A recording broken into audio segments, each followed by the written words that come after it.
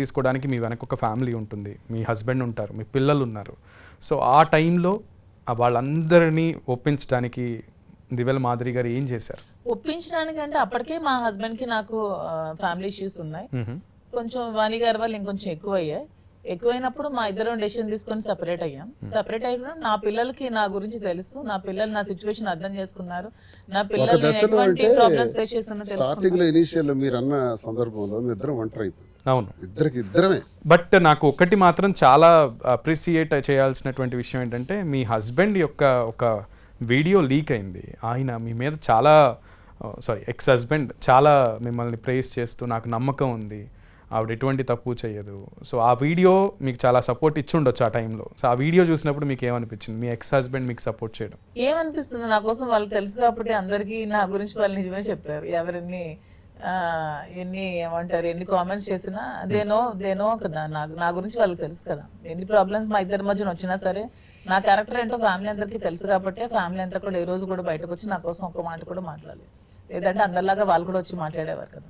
Okay, so ఇద్దరు ఒక సందర్భంలో ఒంటరైపోయారు. సో ఒంటరితనం ఒక మనిషికి శ్రీనివాస్ గారు ఏ వయసులో అయినా చాలా నేర్పిస్తుంది అంటున్నారు.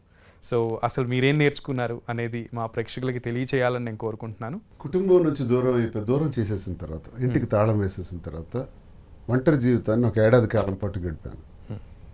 ఆ ఒంటరి జీవితంలో నాకు చేరిన ఒకే ఒక్క ఒంటరి మాధురి, మరో ఒంటరి, ఇద్దరం ఒంటరి వాళ్ళే. ఈ ఒంటరితనంలో మా ముందు ఎన్నో సమస్యలు, ఎన్నో సవాళ్ళు, ఎన్నో ప్రశ్నలు. నేను 25 సంవత్సరాలుగా ఏర్పాటు చేసుకున్నటువంటి రాజకీయ సామ్రాజ్యం, టెక్కల్లో, జిల్లాలో ఒక పేరు ప్రఖ్యాతులు, ఇవన్నీ ఒకవైపు వ్యాపారం, ఒకవైపు కుటుంబమే ప్రతిఘటన, ఒకవైపు నా శత్రువర్గాలు వితిన్ ది పార్టీ వారు ప్రతిఘటన, ఒకవైపు అపోజిషన్ పార్టీ వాళ్ళ ప్రతిఘటన. ఎటు చూసినా కత్తులు, బాణాలు, ఫిరంగులతో మా ముందు నిల్చున్నారు. ఇద్దరం అయిపోయినాం. ఒకానొక దశలో నాకు తెలిసి ప్రతి మనిషికి కూడా వారి జీవిత కాలంలో ఒక సూసైడల్ సిచ్యువేషన్ వస్తుంది. అదే ఎందుకు నేను బ్రతకాలి, ఇంకా చనిపోతే బాగున్నా అనే పరిస్థితి వస్తుంది. ఇన్ని కష్టాలు మేము అనుభవిస్తున్నప్పుడు ఒక్క ఘోరమైనటువంటి విషయం ఏంటంటే తిని కారు యాక్సిడెంట్. ఆ కారు